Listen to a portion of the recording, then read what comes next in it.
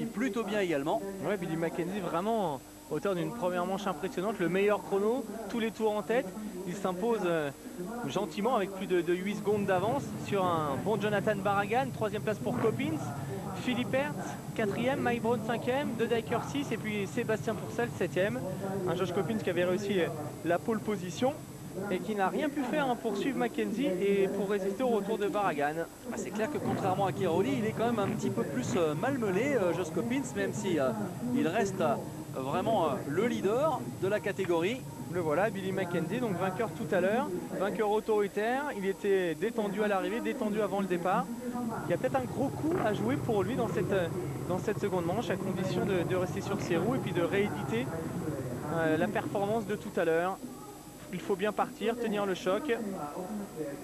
Elle a surveillé Ken De Dyker aussi avec son pilotage musclé. Et puis pourquoi pas un bon résultat japonais dans cette manche. On attend aussi la revanche des deux pilotes Suzuki. Ramon 9e, Strybos 12e seulement. Les deux coéquipiers qui ont connu une course vraiment moyenne, avec notamment un calage pour Steve Ramon dès le premier virage. Ouais, il a eu du mal Steve Ramon, on fallait quand même revenu dans le top 10 tout à l'heure. À la force du poignet. Manque de réussite en tout cas pour le pilote japonais. À surveiller aussi peut-être les performances de Thomas Allier, pourquoi pas. Et puis Seb Pourcel. Steve Ramon, il est belge, hein, pas japonais. Pourquoi vous me dites ça? Mais pourquoi? Allez, Mike Brown, Billy Mackenzie, Coppins, ils sont tous derrière la grille. Peut-être encore un nouveau all shot pour Mr. Mike Brown. C'est sa spécialité, vraiment depuis le début de la saison à Mike Brown. Et il a bien tenu le choc tout à l'heure avec sa 5e place, mieux que d'habitude, alors pourquoi pas encore mieux d'ici quelques minutes. Allez, à l'intérieur, le numéro 6, la plaque rouge, le leader du championnat du monde. Et ils sont sortis fort. Et Mike Brown est encore sorti en tête. Ouais, Mike Brown, all shot à nouveau pour Mike Brown. Une chute derrière, plusieurs pilotes impliqués. Mike Brown en tête, 2e all shot en 2 manches. Allez, le pilote en Dakaz qui a remplacé Josh Coppins.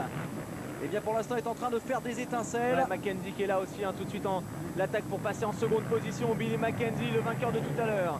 On a aperçu David Philippe Hertz avec la KTM. Numéro 92 en difficulté. Et puis un départ également assez moyen pour Sébastien Pourcel qui pointe aux alentours de la 12e place seulement. On l'a aperçu là, Sébastien Pourcel, avec Barragan sur ses talons, avec Tanel Lehoc. Et regardez les énormes ornières ici dans le bas de la côte. Elle va être difficile cette manche, elle va être physique, c'est certain. Allez, Brown, Billy Mackenzie, Josh Coppins. Et c'est mieux parti cette fois-ci pour Ramon et Strybos. Voici les deux pilotes Suzuki. Derrière Philippe Hertz est là, Barragan, Tanel Lehoc et Sébastien Pourcel. Et c'est bien parti également pour Atsuta, le japonais. Alors Billy Mackenzie n'avait pas laissé tout à l'heure Mike Brown faire un seul tour en tête. Va-t-il récidiver et attaquer immédiatement pour prendre le commandement? Il est tout de suite là, tout de suite présent avec cette attaque. Et ça passe pour Billy Mackenzie déjà peut-être à l'extérieur. Ouais, attention, attention Mike Brown qui résiste, mais non. Non, c'est bon, c'est passé. Billy Mackenzie à nouveau leader sur ces terres de Sumo. Ah, c'est clair que à l'image de ce que fait Lorenzo en MotoGP, ici c'est Mackenzie Land. Il est dans son jardin et il va falloir surveiller le retour de Josh Coppins maintenant. Il n'est pas loin, hein. Juste derrière Mike Brown, Josh Coppins. Et pendant ce temps-là, Billy Mackenzie prend le leadership et met les bouchées doubles. Ah, ça sent le remake de la première manche. Regardez déjà dans la descente les écarts qui se creusent. Et derrière la grosse attaque. Oui, il y a De Dyker qui est pas mal parti non plus. Et regardez Atsuta qui est en train de malmener. Allez, De Dyker, Ken De Dyker ici sur les talons de Joshua Coppins. Coppins qui est pas très à l'aise hein, ouais, sur cette piste de Sugo aujourd'hui. Certes 3e tout à l'heure, mais on le sent moins bien que d'habitude. Ouais, c'est vrai qu'il a vraiment De Dyker dans son garde-boue.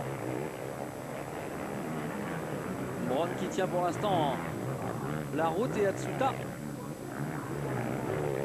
dans le garde-boue de Ken de Decker. Ouais, Tsuta qui est capable d'aller chercher un bon résultat, il l'a démontré tout à l'heure, un 8e en première manche. Ça faisait longtemps. Oh là, attention, de Decker qui vient de prendre un coup de raquette énorme. Il a failli se faire désarçonner de sa 4,50 CRF. Il s'en est bien sorti, le grand pilote belge, mais c'était très chaud. Ah, il a le physique pour absorber ça en tout cas. Et Mike Brown toujours second. Encore un départ plus que moyen pour Mark de Rover qui avait abandonné tout à l'heure. Je ne sais même pas si il est reparti, Mark de Rover. J'ai pas l'impression qu'il ait pris le départ. Il s'en était pris une botte tout à l'heure. Ça sent donc le 0 pointé aujourd'hui pour le coéquipier de Joshua Coppins. Coppins attaqué peut-être par de Decker. Et par contre pour l'instant un des grands absents de cette manche, c'est Jonathan Barragan. Ouais, il est plus loin, il a pris un mauvais départ Barragan. On l'a vu tout à l'heure, il était en bagarre aux alentours de la 10e place avec Sébastien Pourcel. Mais il a peut-être commis une nouvelle erreur. Décidément, il a du mal à enchaîner 2 manches consécutives. Alors que Mike Brown tient toujours le choc. L'attaque peut-être de Decker là-bas. Ken de Decker qui se porte à l'intérieur de Joshua Coppins. Et les deux anciens coéquipiers qui se connaissent bien, l'avantage pour le pilote Honda Kaz. Ah, de Decker, hein, quand tout est en face, hein, c'est un mec qui est assez efficace. Allez, de Decker et Mike Brown, les deux teammates de chez Honda Kaz. En 2e et 3e position, derrière l'intouchable Billy Mackenzie, bien parti pour nous rejouer la même partition que tout à l'heure. Et 2 pilotes Honda aux avant-postes d'une manche de MX1. Il y a bien longtemps que c'est pas arrivé. Et de Decker qui semble très rapide et qui passe en 2e position. Ken de Decker qui vient de déborder Mike Brown. Mackenzie qui a déjà plus de 4 secondes d'avance sur ses poursuivants. Et Josh Coppins pour l'instant qui ne peut rien faire. Max Nagel en difficulté. Thomas Allier dans les points pour l'instant. Il est 15e. Le jeune pilote français. Allez, ça va bien pour la plaque numéro 9. Et Brown qui s'accroche, hein, il est vraiment dans le rythme aujourd'hui, Mike Brown. Il y a Mike Brown 5e tout à l'heure. Et qui tente de s'accrocher à son coéquipier Ken de Decker. Ouais, c'est vraiment bien ce qu'il fait aujourd'hui. Au-delà du all shot, il est capable de tenir un peu le rythme. Et Coppins qui va peut-être tenter quelque chose. Et autre pilote qui tient le rythme, c'est Atsuta toujours Atsuta, là. magnifique. À la lutte avec les tout meilleurs pilotes de cette catégorie MX1 et de Decker. Très à l'aise sur ce circuit, comme ça avait déjà été le cas la saison dernière. On le sent relâché, il va chercher des bonnes trajectoires alors que Coppins est sur les talons de Mike Brown, l'ancien champion d'outdoor aux États-Unis, revenu cette année tenter sa chance en Europe pour relancer sa carrière. Coppins qui roule aux alentours des 1,53, 1,52.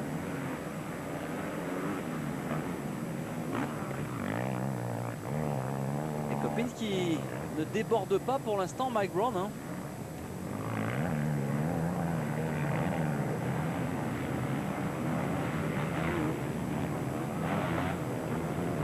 Et voilà le leader du championnat. Grosse attaque de Mike Brown. 6 secondes 2 d'avance pour Mackenzie sur de Decker. Brown toujours 3e, Coppins, Atsuta, Steve Ramon qui n'est pas très loin, Philippe Hers, Noble, Leog, Bargan, Prime et Sébastien Pourcel moins bien parti qui pour l'instant occupe le 12e rang. Thomas Allier 14e et encore une course compliquée pour Kevin Strybos qui galère décidément sur ce circuit de Sugo. Kevin Strybos qui a dû commettre une erreur alors qu'il avait réussi un départ plutôt correct. En revanche, ça va un peu mieux hein, pour Steve Ramon qui navigue aux alentours de la 6e position.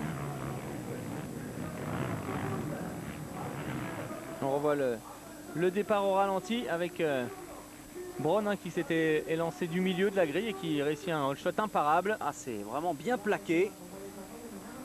C'est même chaud là. Et ça se referme toujours un petit poil ici sur l'arrière. Et pour l'instant, Brown qui tient parfaitement le choc. Coppins ne reprend pas 1 centimètre au pilote américain.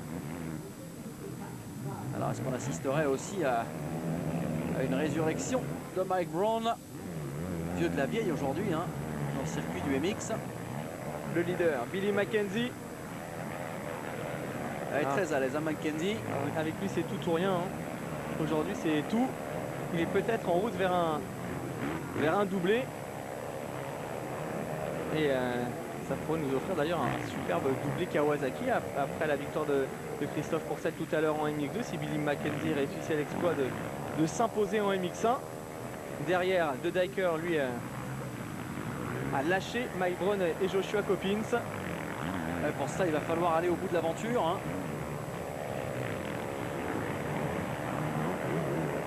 Elles sont longues, ces manches de MX, mais c'est vrai que pour l'instant, Mackenzie maîtrise parfaitement son sujet. Et c'est vraiment Coppins, hein, en revanche, qui est un cran en dessous aujourd'hui. Derrière, ça chauffe avec Steve Ramon, revenu à la hauteur d'Atsuta. Ah, c'est bien. Avec Philippe Hertz également, qui n'est pas très loin derrière. Bagarre pour la 5e place. Atsuta vient de commettre une toute petite erreur. Steve Ramon lui met la pression. Allez, le pilote Suzuki qui essaye de nous faire mentir, et il a bien raison. Il a trouvé l'Agnac, il retrouve du rythme. Et derrière, il y a Philippe Hertz. Hein. Philippe Hertz est là, tout comme en première manche. En dépit de son mauvais chrono, il a réussi à s'élancer dans le groupe de tête. Et au courage, il revient vers les places d'honneur.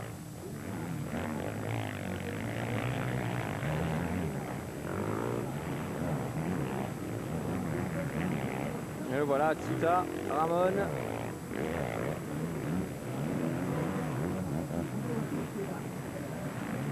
Et toujours ses ornières. Et puis David Philippe Hertz.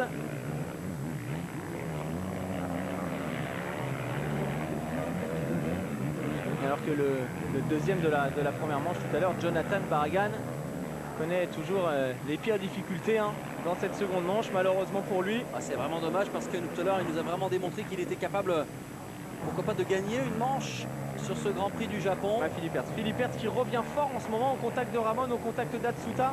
Il est dans un très bon rythme, le pilote italien. Le voilà ici avec son pilotage toujours aussi agressif, David Philippe Hertz. Allez, il va s'attaquer à Steve Ramon, à n'en pas douter. La relance de Philippe Hertz ici à l'extérieur. Ramon qui résiste. Et pour l'instant, Atsuta lui aussi résiste merveilleusement bien au pilote Suzuki. Ah, vraiment beaucoup de Honda aux avant-postes dans cette deuxième manche. C'est une belle performance. Ouais, les deux Honda Kaz, la CRF officielle d'Atsuta ici à l'écran.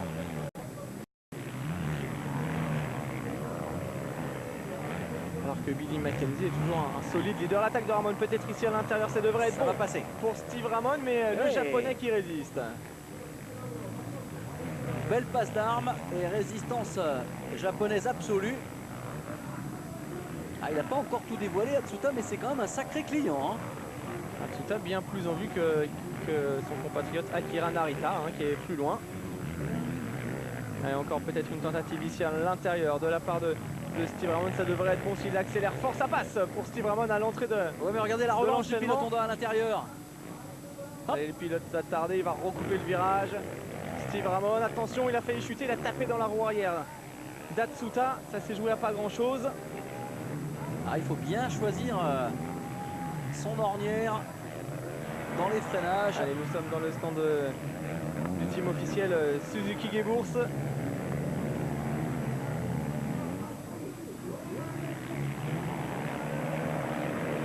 Ah, il s'accroche, hein, Steve Ramon, il s'accroche à ce bon résultat. Et derrière Philippe Hertz qui essaye de ne rien lâcher, ça passe à l'intérieur. Cette fois-ci c'est bon pour la Suzuki numéro 11 de Steve Ramon qui vient de gagner une place. Cinquième pour Ramon, c'est quand même beaucoup mieux que tout à l'heure. Alors devant, que se passe-t-il? Toujours Mackenzie avec sur ses talons De Dyker, Mike Brown et Josh Coppins. Ensuite cette bagarre à 3. On va peut-être revenir un peu sur la lutte devant avec les 3 leaders. Et Mike Brown qui pourrait pourquoi pas monter sur le podium en cas de bons résultats. Puisque comme Barragan a disparu de la circulation.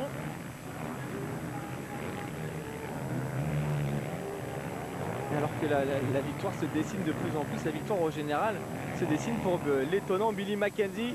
Alors que David Philippe Hertz attaque toujours Atsuta. Mackenzie, De Dyker, Brown, Coppins, Ramon et Atsuta. 5 secondes 4 d'écart hein, entre De Dyker et Mackenzie. Sébastien Pourcel toujours 11e. Thomas Allier 13e dans les bons points. Allez, l'intérieur pour David Philippert, ça passe également. Et Barragan en 23e position, Jean-Christophe. Ouais, c'est terminé pour Jonathan Barragan malheureusement. Il y a un classement provisoire qui risque encore d'être bouleversé avec les bons points aujourd'hui marqués par Philippert notamment.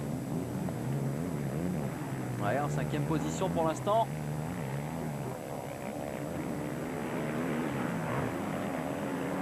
Philippert qui pourrait peut-être voir revenir sur lui Steve Ramon. Voilà le leader. Toujours impeccable. Alors l'an passé il avait gagné le Grand Prix MX2 mais il n'avait pas signé le doublé. Là c'est vraiment possible alors que derrière, regardez, on aperçoit De Dyker qui est toujours sous la menace de Mike Brown. Il n'a rien lâché, Mike Brown 3e. Et De Dyker qui vient de jeter un petit coup d'œil sur sa moto. C'est vraiment pour lui qu'il n'y a pas de souci, mais les deux pilotes Honda Kaz sont très rapides actuellement car Josh Coppins n'arrive pas à revenir sur eux. Et Mike Brown qui pourrait pourquoi pas à nouveau aller chercher De Dyker pour la deuxième place. Ça passe. Je pense qu'il y a un problème technique hein, sur la moto de Dyker. Ça fait 2 fois qu'il regarde. Il est en difficulté. De Dyker au ralenti. Quasiment au ralenti.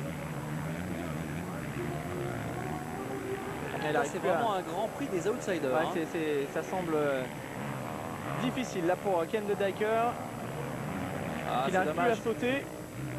Dommage pour De Dyker parce qu'il avait fait du beau boulot. Et Coppins va probablement en profiter pour s'emparer de la 3e place. Et Mike Brown toujours second. Mackenzie, Mike Brown, De Dyker et Josh Coppins. Qu'est-ce qui se passe chez Ken De Dyker? La moto a l'air de fonctionner mais on n'a pas l'impression qu'il force. Ouais, non, il y a un problème de frein ou un problème de boîte. Sûrement un problème de frein apparemment. Ouais. Et Coppins qui en profite, hein, qui a bien compris. Ça y est, ça passe pour Josh Coppins qui récupère la 3e place. On va bien observer les mouvements de la moto. Ah, pas de chance pour De Dyker qui est vraiment en train de réussir une très belle manche. Du coup, changement du côté du trio de tête avec Mackenzie, Mike Brown et maintenant Joshua Coppins en 3e position.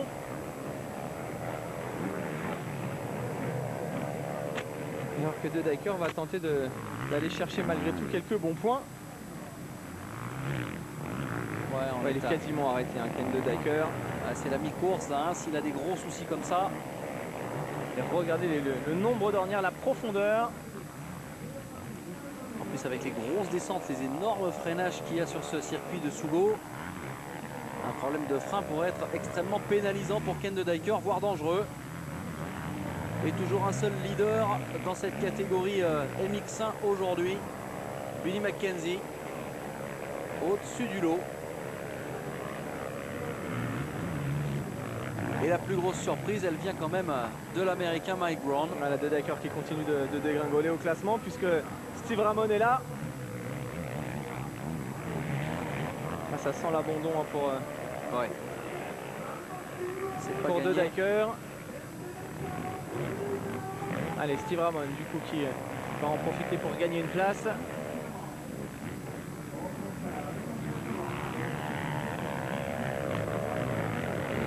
Bagarre pour la 3e position, mais c'est pas vraiment une bagarre là. Hein. De Dyker subit sa moto. On attendait quand même un Steve Ramon plus incisif après sa belle course du Grand Prix d'Allemagne. Alors certes il a chuté tout à l'heure au premier départ, mais là il est aux avant-postes, mais on ne le sent pas capable vraiment d'hausser sa vitesse de pointe, contrairement à cet homme, Billy Mackenzie, toujours sur son petit nuage. Ah, il est vraiment bien Billy Mackenzie. Hein. Derrière c'est Mike Brown qui tient bien la 2e place sur un circuit effectivement qui nous rappelle un peu les pistes américaines. C'est pour cela que l'américain retrouve peut-être des couleurs. Ce qui est quand même assez étonnant dans cette manche, c'est le comportement de Josh Coppins. Ah Ah mais Coppins, je pense qu'il n'est pas forcément à l'aise non plus. Il le sait, il le sent.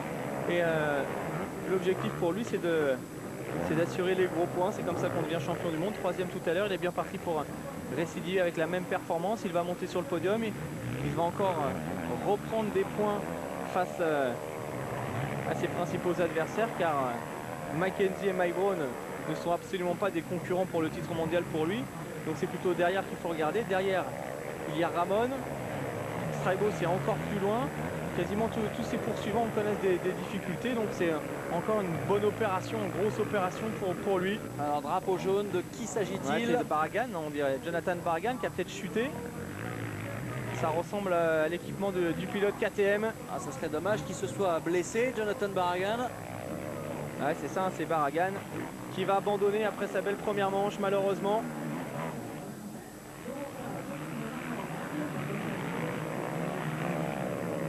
Et ça continue pour Jonathan Barragan, l'irrégularité chronique.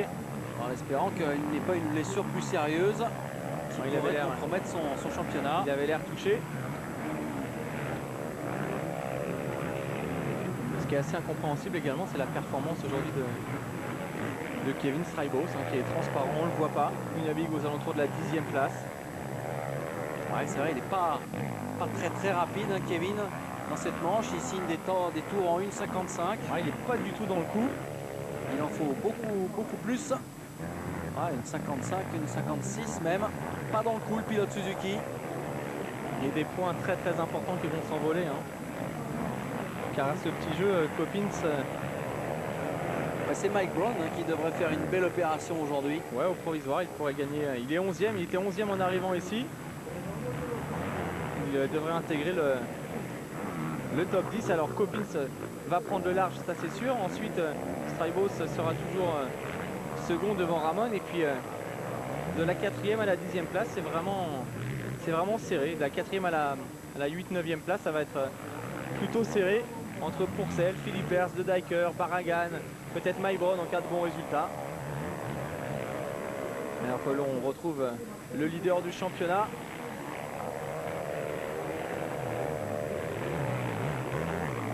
Au guidon de cette Yamaha championne du monde. L'ancienne machine de Stéphane Everts. Ah, c'est vrai, il a bien bossé cet hiver pour adapter son style de pilotage à la moto du grand champion. Visiblement, ça va plutôt bien. Alors en MX2, on a vu que Cairoli avait 64 points d'avance sur Christophe Pourcel. Si on en restait là, Coppins y repartirait de Sugo avec 63 points d'avance lui sur Kevin Straibo. C'est vrai que ça fait quand même beaucoup. Ça fait plus d'un Grand Prix. Ça fait 2 manches plus 13 points, c'est beaucoup. Ça laisse une marge pour gérer notamment ce genre de situation où aujourd'hui Coppins n'est pas au mieux, on va dire, en termes de vitesse de pointe. 3e quand même. Et regardez. On vient Steve Ramon. Ouais, on vient avec Steve Ramon qui va réussir une meilleure seconde manche que la première. Attention quand même. Attention de ne pas commettre d'erreur. Petite glissade de l'avant là-haut avant de se lancer dans le saut. Alors le sent efficace quand même là.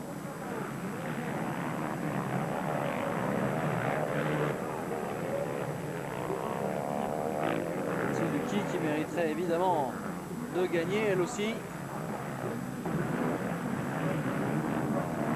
C'est déjà le cas depuis le début de l'année avec Straibo au Portugal. Allez, Atsuta. KTM a gagné un Grand Prix avec Philippe Hertz. Yamaha avec Coppins. Suzuki avec Straibo. C'est pourquoi pas aujourd'hui donc Kawasaki. Avec Billy Mackenzie. Très impressionnante démonstration. Ochi Taka Atsuta avec la Honda officielle japonaise qui enchaîne les tours réguliers. Et Philippe Hertz qui n'arrive pas à se défaire du marquage d'Atsuta. Non, c'est clair, ils sont vraiment on va dire qu'il a son poisson pilote juste derrière lui. avec des trajectoires vraiment très différentes, mais toujours la relance ici à l'extérieur du japonais, qui essaye lui aussi d'exploiter la largeur de la piste. Des pertes même contrariées par le japonais, qui pourrait être en mesure de lui planter une belle attaque. Allez, Filipert sous pression avec Atsuta qui tente vraiment tout pour se débarrasser du pilote italien. Et si ça continue à ce rythme-là, Jean-Christophe, il pourrait bien arriver à ses fins.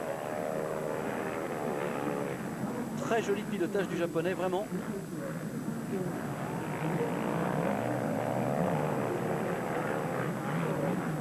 Alors, la piste est de plus en plus difficile.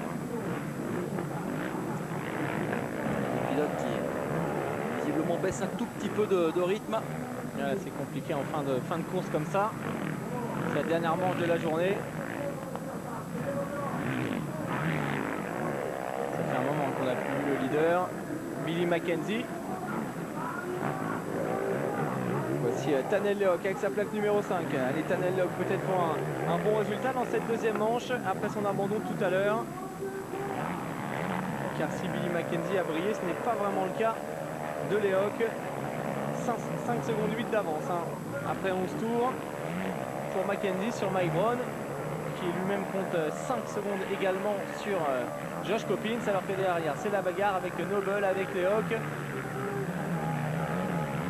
avec Tanel Lehoc. Accélération maximum pour le pilote estonien. Seb Pourcel en 10e position, qui n'est pas vraiment dans le coup, pas trop dans le rythme non, il a plus de mal dans cette seconde manche. Il nous avait offert un tel récital à Tuchenthal. C'est vrai. On attendait avec impatience de le revoir, mais on peut compter sur lui pour le rendez-vous de Saint-Jean-d'Angély dans 15 jours. Il n'y a pas de problème. Seb sera là.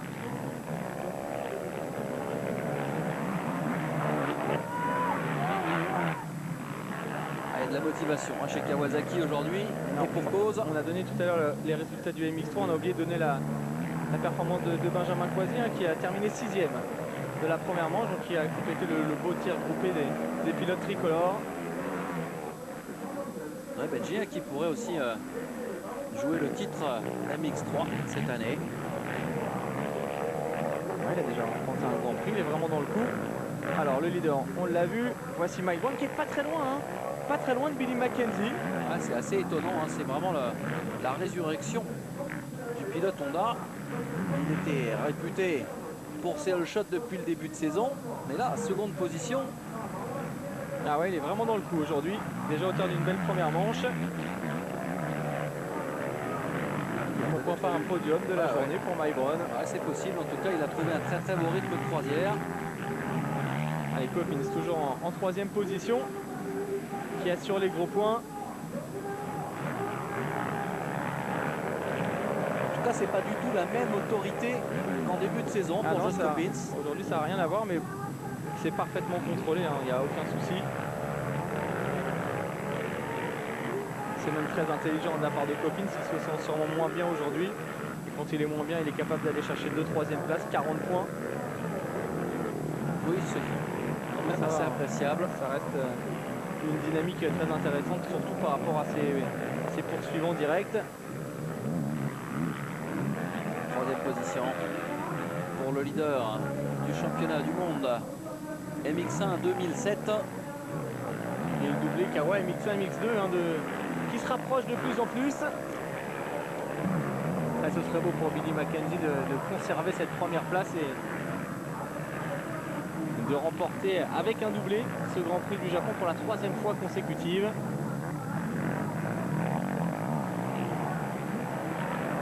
Allez, Steve Ramon, 4e actuellement. 4 secondes 5 de retard sur Josh Coppins pour Steve Ramon, qui redonne des couleurs au team Suzuki Geburts. Ouais, et puis de la confiance, on le sait, Ramon il a vraiment besoin de se sentir en confiance, d'un pilote fragile psychologiquement, et là il fait une manche qui est plus à la hauteur de son talent.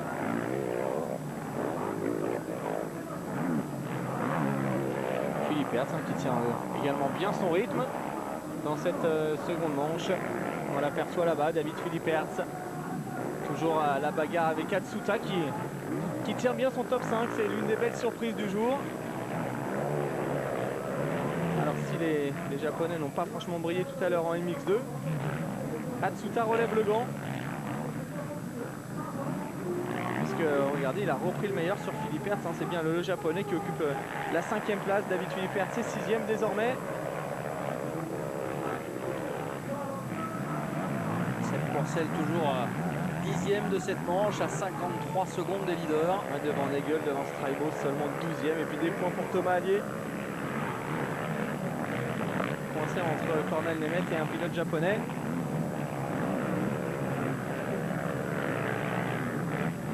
Rapproche un petit à petit du terme de cette seconde manche avec le leader. On le retrouve, Billy Mackenzie.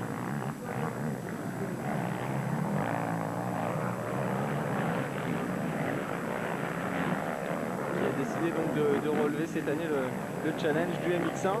C'est vrai que compte tenu de son gabarit, pardon, il est bien plus à l'aise sur les 450. Il va falloir qu'il reste concentré jusqu'au bout, hein, Billy Mackenzie. On a vu tout à l'heure Chris Pourcel commettre une petite faute avec une piste quand même compliquée. Il faut rester concentré et puis surtout ce serait bien ensuite d'enchaîner avec ce genre de performance sur d'autres circuits. Confirmé donc. Bien, Sébastien Pourcel, on en parlait, le voici. On n'avait pas encore trop vu depuis le début de ce week-end en MX1. 7e tout à l'heure, actuellement en 10e position. Il n'a plus de lunettes, Sébastien Pourcel. Ah, c'est une gêne évidemment. Allez, la plaque 90. Il va falloir rester minimum dans le top 10. Hein. C'est important. Sauver les gros points.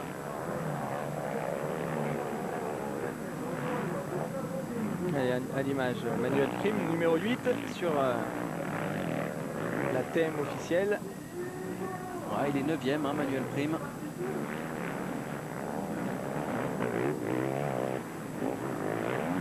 Un garçon qui avait réussi une très belle année en 2006 au bigon de la Yamaha, et puis en fin de saison signature chez TM avec la charge de développer, de faire briller cette moto. On aperçoit ici en gros plan.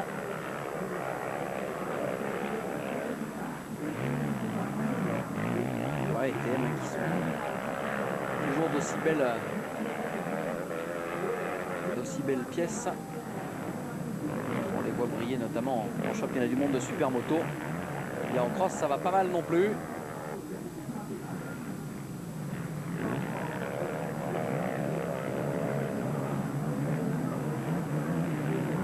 Daniel Lehoc, 8e pour l'instant.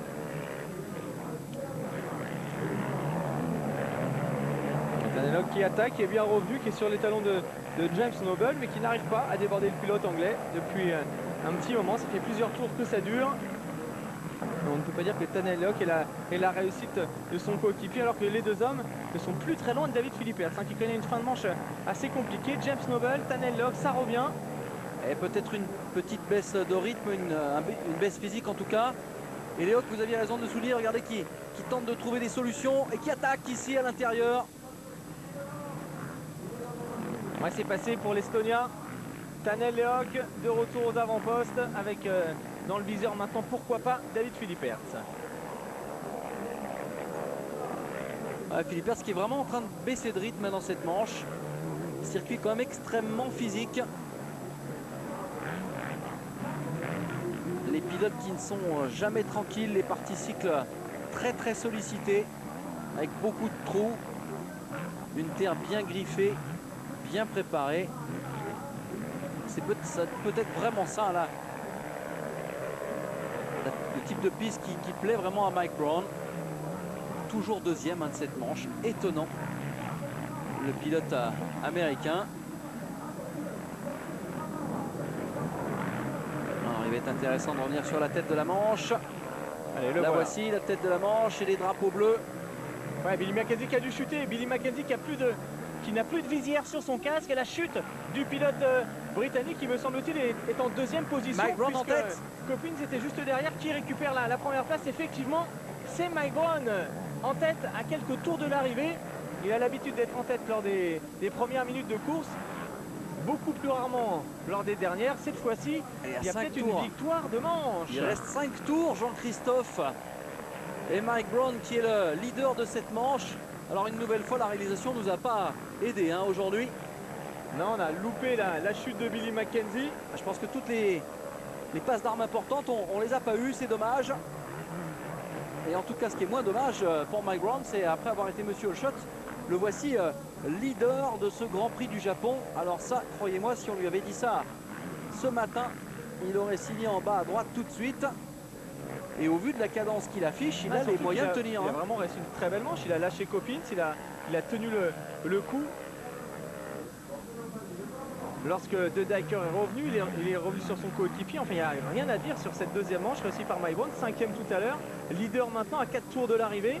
C'est peut-être la grosse surprise du jour avec Mike Brown qui va monter sur le podium et peut-être remporter sa première manche de la saison. Et ça devrait lui faire du bien également à l'américain. Bon, Mackenzie qui a dû chuter fort, il a plus de visière. Coppins en a profité pour se rapprocher. Mais s'il conserve sa deuxième place, Mackenzie remportera quand même ce Grand Prix du Japon. Ça ne va pas changer grand-chose. Ah oui, il avait quand même pas mal d'avance, hein, Billy Mackenzie. Ça lui a permis de résister au retour de Josh Coppins. Coppins qui est pas très loin.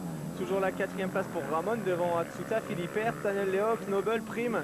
Et puis Straibo, c'est pour ça qu'il est en train de s'expliquer pour la 10e place. Alors regardez, Coppins, il a bien compris la situation. Il pourrait peut-être profiter d'une faiblesse physique ou mécanique si toutefois c'est pas ce qu'on lui souhaite, mais si Mackenzie était touché, visiblement non, ça va quand même pas si mal que ça pour Mackenzie. Ouais, il est bien reparti, un peu à l'image de Christophe Pourcel tout à l'heure, qui a chuté violemment également et puis qui est reparti malgré tout et qui a terminé très fort. Alors on le dit depuis le début, hein, cette piste est vraiment l'arbitre de cette manche. Et là, regardez les drapeaux bleus qui s'agitent. Ouais, car les ornières ont séché, c'est vraiment très dur en ce moment, hein, ce Grand Prix du Japon. Coppins en mesure d'inquiéter Mackenzie. Il faut qu'il tente sa chance, hein, ça c'est clair. Il va sans doute tenir le choc quand même, Billy Mackenzie. Il est reparti dans un bon rythme. Il y a un garçon qui doit sur un autre nuage, alors peut-être la chute. Ah oui, il va faire un pas à l'avant, probablement impressionnant. Ah, c'est pas une petite chute. C'est Et regardez la moto, incroyable. Et malgré tout, il arrive à repartir et à être toujours second. Il a eu vraiment beaucoup de chance. Il a lâché la moto au bon moment. Billy Mackenzie. Et alors, s'il gagne le Grand Prix après une telle erreur, c'est encore plus beau. Alors là, chapeau bas, Monsieur Mackenzie. Allez, Gordon Trocard est 13e et je pense qu'il va prendre son tour, hein, Gordon Trocard. Puisque le leader, le voilà, c'est Mike Brown. Il a dû prendre un sacré coup de raquette quand même, hein, Billy Mackenzie, pour partir de la sorte. La moto qui fait un saut périlleux avant. Ouais, il a vraiment eu la présence d'esprit de la lâcher pile au bon moment. Allez, Sharon Dacaz. Ah bah oui. On y croit maintenant, 17e tour, 6 secondes d'avance pour Mike Brown. Ça sent bon la victoire, ça sent bon peut-être même la 2e place de ce Grand Prix du Japon. Allez, il va rester 3 tours pour Mike Brown. Il est vraiment très très proche de l'exploit. Le Team Honda-Caz qui va donc renouer avec le podium. Ça n'a pas encore été le cas depuis l'ouverture de la saison. Et en tout cas, juste pour cette opération au Japon, ça valait le coup de faire venir Billy Mackenzie, hein, croyez-moi. Il est en train de nous faire mentir sur ses qualités. Ce n'est pas simplement un all-shotter. Billy Mackenzie est en mesure de faire des bons coups cette saison et c'est tant mieux. Ça nous fait un homme de plus capable de contrarier les projets de Josh Coppins. Et même voilà, si... le leader Mike Brown, donc 2e place pour Mackenzie qui a relâché, hein, Josh Coppins. Absolument. Donc il s'est bien reconcentré. Et regardez, un virtuel vainqueur du Grand Prix, Billy Mackenzie. Bah ouais, une victoire, une 2e place. Pour l'instant, on aurait le trio Mackenzie, Brown et Josh Coppins sur la 3e marche, tout simplement. Il s'en sort super bien Billy Mackenzie parce qu'il y a une moto qui fait un saut périlleux, chute spectaculaire quand même. Ouais, apparemment sa moto elle n'a pas souffert du tout. C'est quand même costaud tout ça. Ouais, et puis il a de la marge, hein, car il peut même se faire doubler par Copine, ça l'empêchera pas de remporter le Grand Prix. Donc l'important c'est de rester sur ses roues surtout.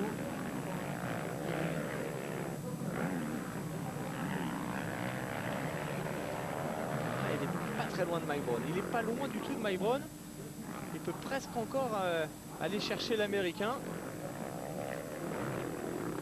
Et c'est vrai qu'afficher un tel rythme, une telle vitesse après une chute pareille, c'est quand même remarquable. Hein. Ça c'est une portion vraiment délicate, hein, cette descente avec les ornières, les trous. On a vu la joie, hein, du côté de chez Honda Kaz. Le dernier tour de ce Grand Prix du Japon. Avec toujours l'attaque de Joshua Coppins, troisième de cette...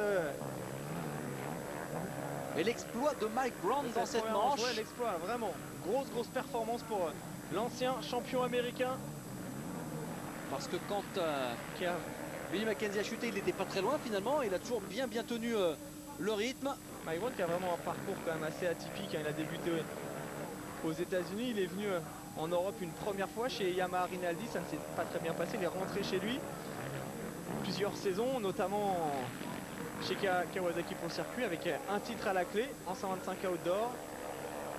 Et puis entre temps il était revenu en Europe pour piloter en Grand Prix 125. Il est rentré à nouveau pour gagner avec Pro Circuit. Puis cette année, encore une fois, il vient tenter sa chance. Il n'hésite pas à traverser l'Atlantique. Et là, aujourd'hui, il prouve à tout le monde qu'il est capable ponctuellement d'aller encore hausser son niveau de pilotage. Parce que après ses prestations depuis le début de la saison, certes, il a marqué des points dans toutes les manches, il est tout le temps bien parti, mais il s'écroulait. Aujourd'hui, il a vraiment tenu le choc jusqu'au bout. Ah, c'est vraiment lui aujourd'hui qui va faire la meilleure opération, on va dire quasiment. Ce serait bien qu'il continue sur cette lancée, car ça ferait effectivement un nouvel outsider de poids dans ce championnat du monde MX1. En tout cas, un piment de plus, c'est sûr, pour la saison. Et Billy Mackenzie qui revient à 3 secondes. Ouais, hein, il n'est pas loin, regardez. Hein. Mackenzie surtout qui va enchaîner avec une nouvelle victoire ici au Japon, nouvelle victoire de Grand Prix. C'est énorme, hein, la performance de Billy Mackenzie. Et en tout cas pour Kawasaki aujourd'hui, c'est le jour. Ouais, Kawasaki qui gagne la première manche, Honda gagne la seconde. Victoire américaine en championnat du monde. Et puis regardez Billy Mackenzie qui est forcément fou de joie. Coppins qui assure les gros points. Et qui va encore monter sur le podium. Eh oui, Mike Brown, il faut en profiter de ces moments-là. Ces moments où quand tout est en face. Là, Mackenzie et Mike Brown. On a vu les mécanos du Team Honda 4 se précipiter vers Brown. Si vraiment vient d'en terminer les quatrièmes. 27 secondes.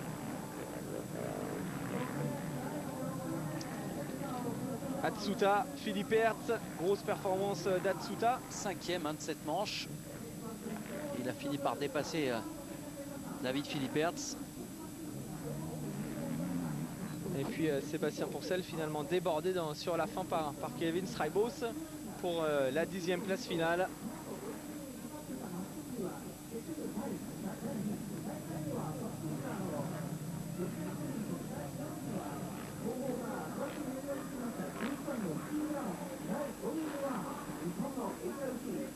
Quelle manche. Vraiment Mike Brown récompensé de tous ses efforts de all shot depuis le début de la saison. Un doublé Kawasaki aujourd'hui. Hein. Doublé Kawa, ouais, première victoire de Mackenzie en MX1. Première victoire de manche de Mike Brown en MX1 également.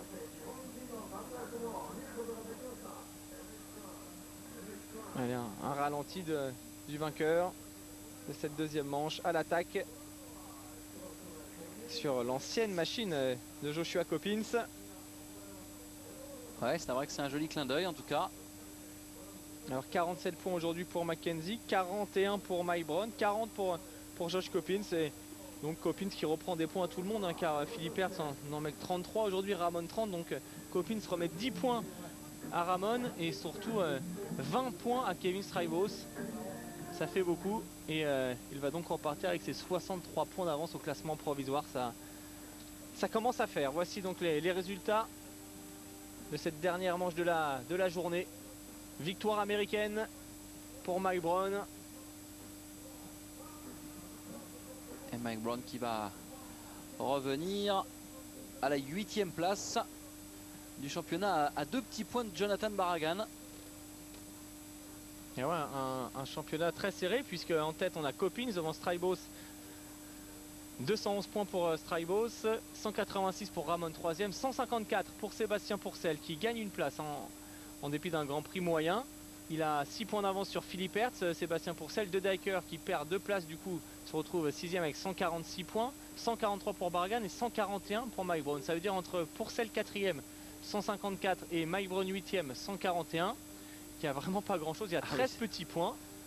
Donc un championnat vraiment ouvert pour les places d'honneur, surtout si Strybos continue de décevoir comme aujourd'hui et si Ramon n'arrive pas à progresser un peu.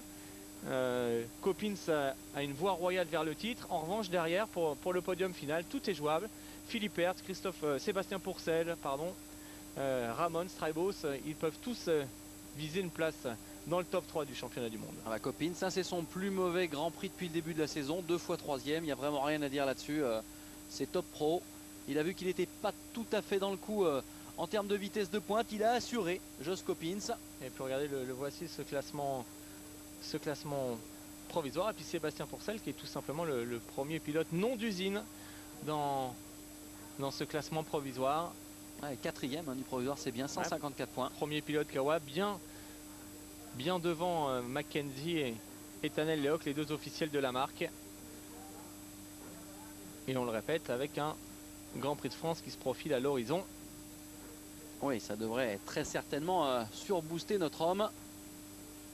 Yamaha toujours en tête du classement des constructeurs devant Suzuki et KTM. Allez, on revoit en image et regardez, il y a un pilote qui est resté coincé dans la grille inversée, qui a voulu anticiper le départ. Un départ mené rondement ici par Mike Brown. Derrière, explication avec De Dijker qui revient très bien en début de course. Brown est là, De Dijker est là, Billy Mackenzie a pris les choses en main et De Dijker qui dépose Joshua Coppins et qui ensuite va régler son coéquipier Mike Brown. En tête Mackenzie, De Dijker second, 3e place pour Brown et puis des incidents ensuite, notamment pour Ken De Dijker qui va rencontrer des problèmes mécaniques. Ouais, De Dijker qui va devoir, malheureusement ici on le voit, sur des problèmes de freinage, jeter l'éponge. Et puis l'explication va être vite réglée ici. Coppins qui va s'emparer de la place de Dijker. Et puis cette chute assez incroyable du leader Billy Mackenzie qui se relève très vite, qui repart. Mike Brown va s'imposer devant Billy Mackenzie et Josh Coppins. On a maintenant hâte de retrouver Brown et Mackenzie sur le podium et d'écouter les réactions de ces garçons. Et puis encore Joshua Coppins présent dans le top 3. Ah, il est là. Le voilà. Régularité exceptionnelle pour le néo-zélandais.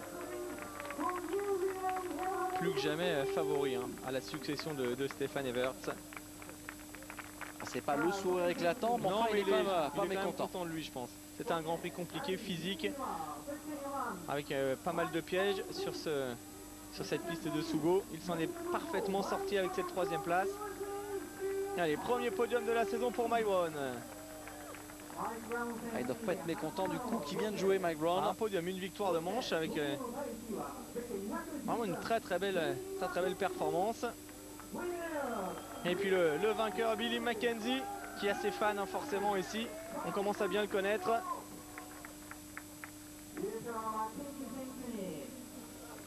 Alors quelle va être l'explication de Billy Mackenzie? Jamais 203 c'est fait. Une victoire en 2005, une en 2006 et une en 2007. C'est important d'offrir ça au team Kawasaki officiel.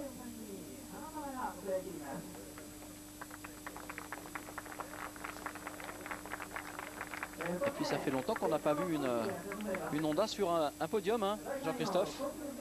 On n'avait pas encore vu cette année.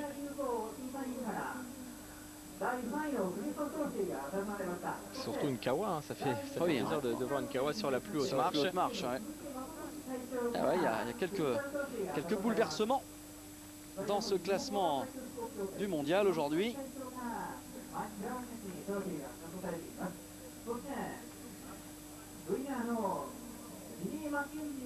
Et nous allons écouter l'hymne anglais, bien sûr, pour féliciter le vainqueur.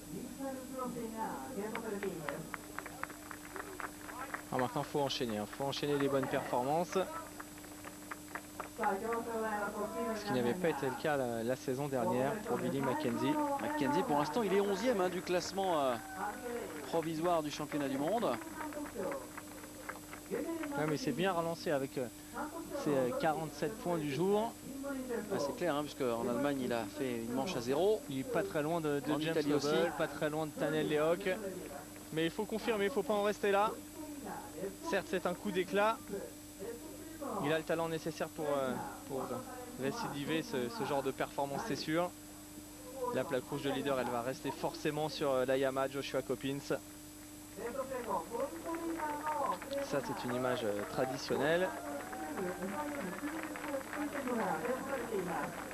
Mike Brown félicité par Wolfgang Schrob.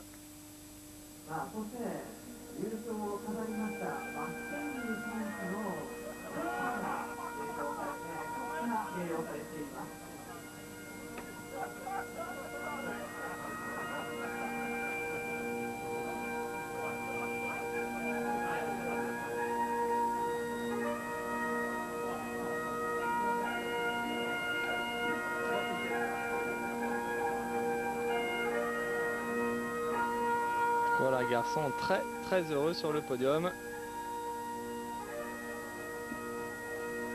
Ouais, complètement conquis par le charme de ce site japonais.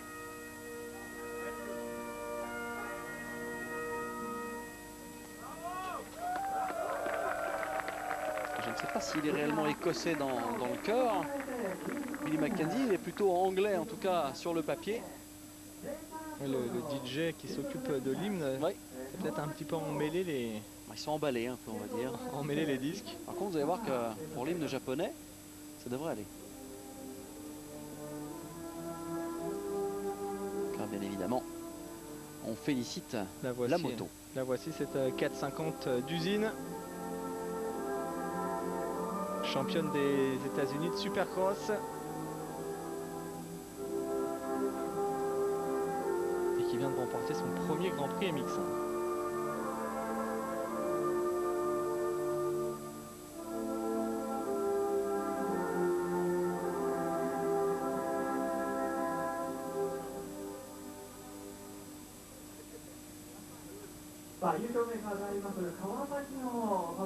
Alors maintenant, place aux réactions des pilotes.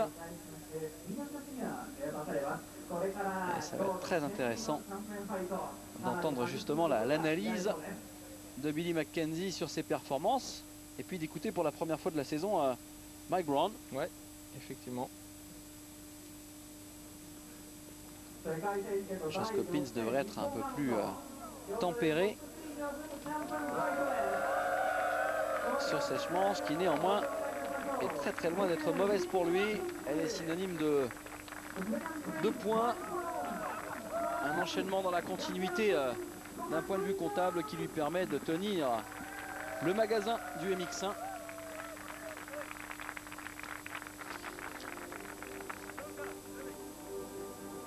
Il faudra se dépêcher un peu maintenant pour aller du côté des... Bah oui, ça serait bien.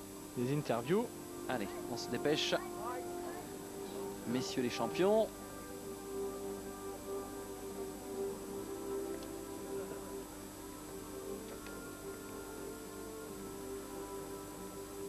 Et en tout cas un Grand Prix nuageux, mais on a été épargné par la pluie. Oui, la pluie vendredi, c'est ce qui explique la texture du circuit, toutes ces ornières, ces trous. Mais en revanche, ça a bien tenu pendant le week-end. Allez, le vainqueur. Alors Billy Mackenzie, première victoire en MX1 pour vous aujourd'hui. Encore une fois au Japon. Je ne sais pas quoi dire avec ce Grand Prix du Japon. Merci à l'ensemble du team, on a vraiment bien travaillé sur la moto. Je suis vraiment très heureux de leur offrir cette victoire aujourd'hui, très fier. I'd like to say hi to Jan. Jan's Je voudrais back at aussi home. He's not well in hospital. faire And this wins for him. un bonjour et une pensée pour Yann De Groot qui est absent aujourd'hui. C'est dommage, j'aurais bien aimé le voir et lui offrir cette victoire. Je voudrais aussi saluer mon père, tout le monde, tous les gens qui me soutiennent. Bravo donc au vainqueur de ce Grand Prix du Japon. La passe de 3 pour Billy Mackenzie.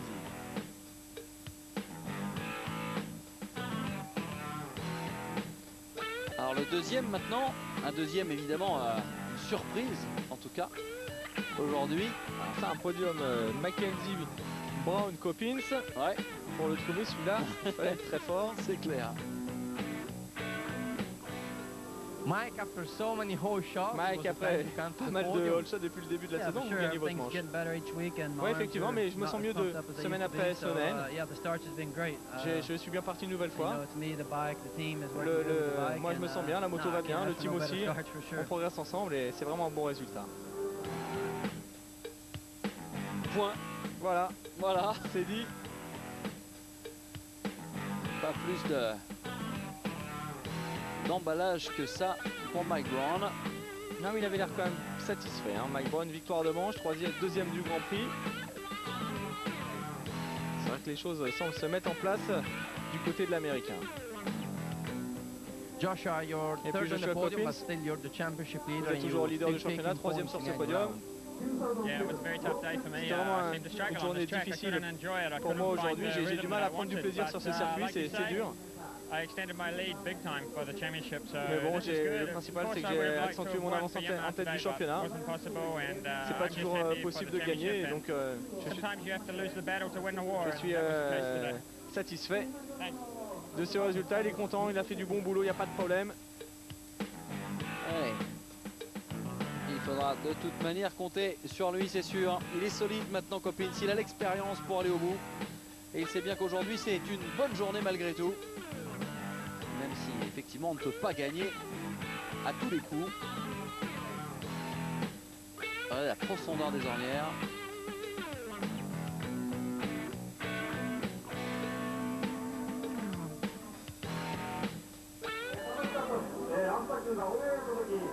Et voilà. Voilà le classement donc provisoire. Coppins 274, Rybos 211, 186 pour Ramon Pourcel qui mène la chasse en 4e position avec 154 points. Puis derrière Philippe Hertz, on l'a vu, Mike Brown, c'est très serré. Et De Decker qui a perdu lourd hein, aujourd'hui avec cet abandon, c'est dommage pour Ken. Ouais, d'autant qu'il était en seconde position hein, quand il a rencontré son problème mécanique. De Decker qui roulait très bien. Pierre-Alexandre Renet et Thomas Allier dans le top 20. Deux garçons que nous retrouverons dans 15 jours donc pour le prochain rendez-vous du motocross en direct sur AB Moteur avec le Grand Prix de France de Saint-Jean-d'Angély. Entre temps, vous aurez eu le droit de suivre le résumé de ce Grand Prix du Japon vendredi prochain. Résumé également du Grand Prix de Supermoto qui s'est disputé hier soir. Ouais, un Grand Prix intéressant d'ailleurs, hein, sympa en nocturne. Qui nous a valu de belles bagarres. Voilà, donc on va se quitter sur ces images et rendez-vous dans 15 jours pour la suite de ce championnat du monde de motocross. Allez, salut à tous, merci de nous avoir suivis sur AB Moteur. Une grosse soirée aussi sur AB Moteur avec Patangeli et Philippe Chiraud. Restez bien entendu fidèles à notre chaîne et on se retrouve dans 15 jours. Salut à tous.